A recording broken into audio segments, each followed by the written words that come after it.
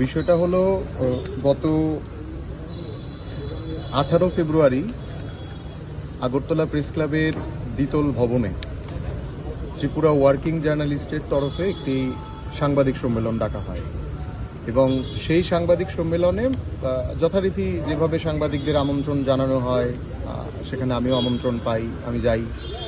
তো আমাদের ধারণা ছিল যে সাংবাদিক সম্মেলনে নিশ্চয়ই ওয়ার্কিং জার্নালিস্টের যে সংগঠন, সেই সংগঠনের কার্যবিবরণী বা তাদের আনুষঙ্গিক বিষয়গুলো নিয়ে আলোচনা হবে, সেগুলো তারা তুলে ধরবেন এবং প্রারম্ভিকভাবে সেটাই হচ্ছিল এবং সেটাই তারা করছিলেন। আচমকাই তারা একটা ইস্যুতে মুভ করেন এবং সেই ইস্যুটার মধ্যে গিয়ে খুব ইন্টেনশনালি ওই সংগঠনের যিনি সভাপতি রয়েছেন বিজয় পাল, বিজয়বাবু রাজ্যের যথেষ্ট সিনিয়র সাংবাদিক, উনি যথেষ্ট বরেণ্য লোক এবং এই রাজ্যের বুকে দীর্ঘদিন ধরে সাংবাদিকতা করছেন, বিভিন্ন হাউসের সঙ্গে যুক্ত ছিলেন এবং আমাদের পথ প্রদর্শক হওয়ার কথা ছিল উনি।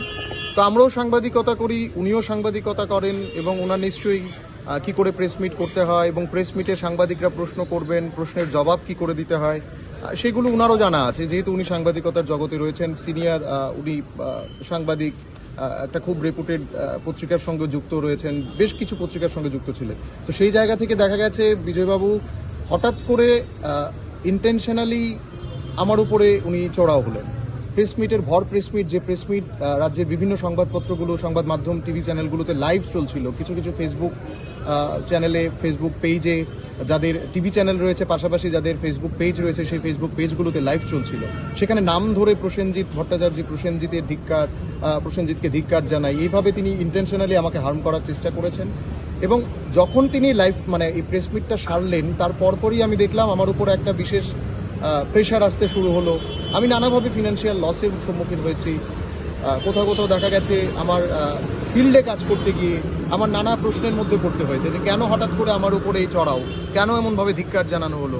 আমি ওনাকে জিজ্ঞাসা করলাম যে কেন ধিক্কার জানাচ্ছেন, কি বিষয়, কি, আর আমাকে ডেকে নিয়ে গিয়ে, হয়তো আমি যদি জানতাম যে প্রেস মিটে আমাকে টার্গেট করা হবে তাহলে আমি সেই প্রেস মিটে যেতামই না। আমি তো আর এইরকম নই যে আমি জানবো যে যেখানে গেলে আমাকে অপমান করা হবে সেখানে আমি যাবো, সেরকম তো নয়। উনি ইন্টেনশনালি সেই প্রেস মিটটা কল করলেন, আমন্ত্রণ জানালেন, ডেকে নিয়ে গিয়ে সেখানে অপমান করলেন এবং এটা মনে করি একজন সাধারণ নাগরিক হিসেবে যেরকম আমি অপমানিত হচ্ছি গোটা সমাজের কাছে, ঠিক একইভাবে একজন সাংবাদিক হিসেবে আমি এখানে উনি একজন সাংবাদিককে যেভাবে হেনস্থা করলেন, অপমান করলেন, সেটা কোনোভাবেই গ্রহণযোগ্য নয়। ওনার মতো সিনিয়র লোক, ওনার মতো একজন বরিষ্ঠ সাংবাদিক এভাবে একজন সাংবাদিককে অপমান করবেন ডেকে নিয়ে গিয়ে প্রেস মিট, যেখানে সাংবাদিকরা প্রশ্ন করবেন, প্রশ্নের উত্তর উনি দেবেন, যেহেতু উনি প্রেস মিট ডাকলেন, উল্টো উনি চড়াও হচ্ছেন আমাদের উপরে, ব্যক্তিগত ইস্যু কারোকে ছড়িয়ে দিচ্ছিলেন, আমাকে টার্গেট করে করে বলছিলেন। তো সেই বিষয়টাই যখন আমি দেখতে পাচ্ছি যে আমার নানা সমস্যার মধ্যে আমাকে পড়তে হচ্ছে, তো আমি তো সাংবাদিক, আমি তো আর ওই রকম নয় যে ওনার সঙ্গে ফোন করে ওনাকে আমি কিছু বলবো বা বাইরে কোনো এজিটেশন করব। তো আমি মনে করেছি একজন সাংবাদিক হিসেবে আমার প্রাথমিক দায়িত্ব হচ্ছে সেটাকে আইনের কাছে যাওয়া, আইনের দ্বারস্থ হওয়া, পুলিশের কাছে বিষয়টা তুলে ধরা। তো আমি সেই মোতাবেক আজকে পশ্চিম আগরতলা থানায় ওনার এই গোটা বিষয়টি তুলে ধরলাম।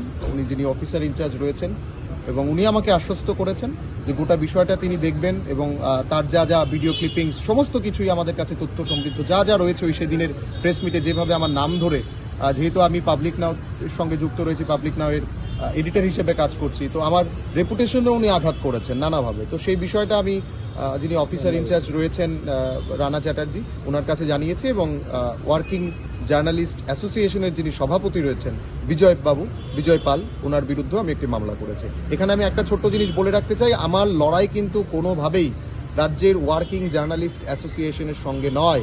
আমার লড়াই হচ্ছে ওই ব্যক্তিটার সঙ্গে যে ব্যক্তি একজন এত বড় সিনিয়র লোক হয়ে, এত বড় খবরের কাগজের সঙ্গে যুক্ত থেকেও তিনি কিভাবে যেখানে আমরা জানি একটা স্বনামধন্য পত্রিকার সঙ্গে উনি যুক্ত, সেখানে দাঁড়িয়ে আমার মনে হয় না যে উনার কাছ থেকে এই জিনিসটা কাম্য ছিল। আমি প্রত্যেকটা যারা ত্রিপুরা রাজ্যের ফিল্ড সাংবাদিকতা করেন প্রত্যেকের সঙ্গে আমি সহানুভূতিশীল, প্রত্যেকের সমস্যায় আমি নিজে দৌড়ে আসি। সেই জায়গাতে আমার ওয়ার্কিং জার্নালিস্ট অ্যাসোসিয়েশন বা ওয়ার্কিং জার্নালিস্টদের সঙ্গে আমার কোনো মতবিরোধ নেই, এই বিষয়টা আমি স্পষ্ট করে দিলাম।